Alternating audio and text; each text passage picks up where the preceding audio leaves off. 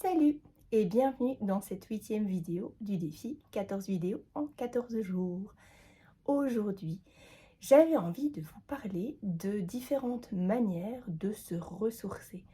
Je pense en effet qu'en cette période, eh bien c'est important de prendre du temps pour se ressourcer. Alors je vais vous partager différentes manières de vous ressourcer. Je pense que je les ai toutes testées en fait. Donc il y a bien évidemment faire du sport. Alors vous me direz, oh, moi je suis pas sportif. Faire du sport, ça peut être juste vous mettre en mouvement, voilà, faire une marche, par exemple, vous balader dans la nature. Et ça nous amène au deuxième point qui est justement de vous reconnecter à la nature, vous connecter à la nature et profiter du calme qu'elle vous offre, des couleurs qu'elle vous offre, de sa beauté, tout simplement. Il y a aussi la première chose peut-être, et celle par laquelle j'aurais peut-être dû commencer, qui est respirer. Respirer en pleine conscience, c'est-à-dire en prenant conscience du souffle qui traverse votre corps, qui traverse toutes vos cellules. Vous pouvez simplement aussi vous faire plaisir, sans jugement. Par exemple, peut-être qu'aujourd'hui, vous avez envie de juste regarder une série télé, une série Netflix, un film de Noël, enveloppé dans un bon plaid, ou lire un livre, ou prendre un bain, n'importe quoi, mais faites-vous plaisir et surtout, ne vous jugez pas. Profitez de ce moment pour vous ressourcer.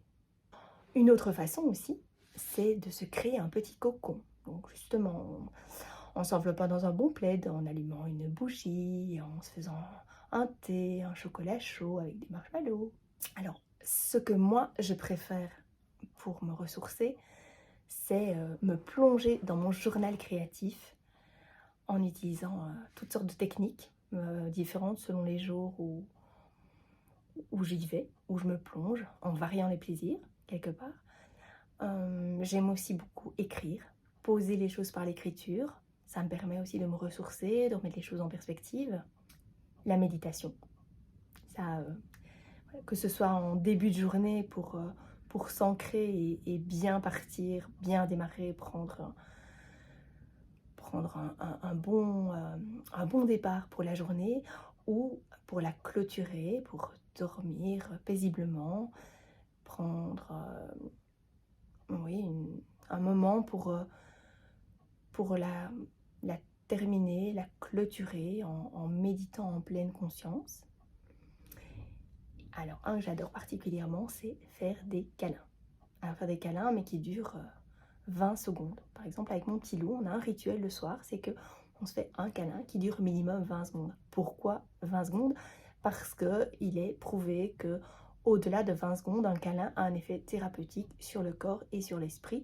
Parce qu'en effet, 20 secondes, c'est le temps que met l'ocytocine pour inonder le cerveau et pour calmer le stress. Et ensuite, et la dernière manière de se ressourcer que je veux vous partager, c'est la gratitude.